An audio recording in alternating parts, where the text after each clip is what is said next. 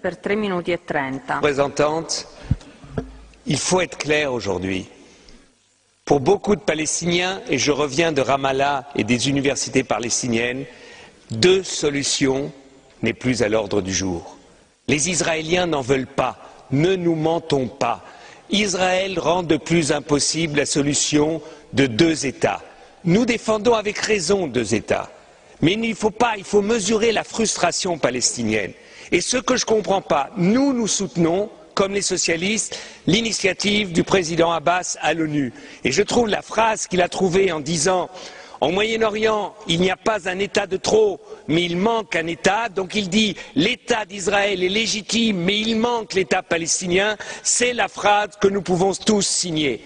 Seulement, ce que je ne comprends pas, Madame la Haute Représentante, c'est que vous arrivez ici à dire « Nous regrettons que l'Israël ait décidé aujourd'hui la construction de 1100. » Au moins, condamnez-le et ne le regrettez pas. Dites que c'est impossible, soyez clairs. Et deuxièmement, même si nous sommes pour la reconnaissance de l'État d'Israël, de l'État palestinien tout de suite, au moins dites aux Israéliens, dites-leur, s'ils continuent les constructions, eh bien vous pousserez les États européens à tout de suite accepter la reconnaissance de l'État palestinien. Faites-leur le même chantage qu'ils font avec vous, parce qu'avec vous ils disent on va négocier et en même temps ils continuent à occuper. Faites de la politique, Madame Ashton. La politique, c'est pas de la prière. Aujourd'hui, il y a en Israël des centaines de milliers de personnes qui s'opposent à la politique de Netanyahou. Il faut que l'Union européenne, il faut que nous, ici, nous soyons sincères et Monsieur Tzanok, ne soyons pas cyniques. L'État d'Israël a été reconnu unilatéralement par l'ONU en 1947 et c'était juste. C'était juste. Il n'y a pas eu de négociation avec les pays arabes et c'était juste. Et quand Monsieur Tannock, vous nous dites qu'Israël soutient les Palestiniens avec de l'eau, Israël vole l'eau des Palestiniens et leur revend. C'est ça que vous appelez soutenir? Enfin, il faut arrêter un peu avec notre cynisme européen.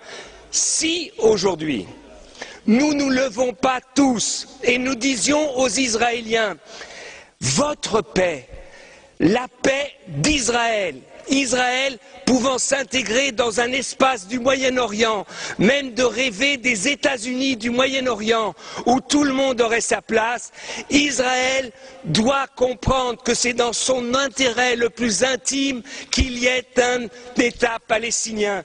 Et Madame Ashton, vous devez dire aux Israéliens, des représentants palestiniens comme M. Abbas ou comme le Premier ministre Fayyad, ils n'en auront pas d'autres et qu'aujourd'hui, si le Hamas aujourd'hui est contre l'initiative de M. Abbas, parce qu'il sait que cette initiative, c'est la seule possible pour qu'il y ait deux États au Moyen-Orient. Donc je trouve que votre position est trop faible.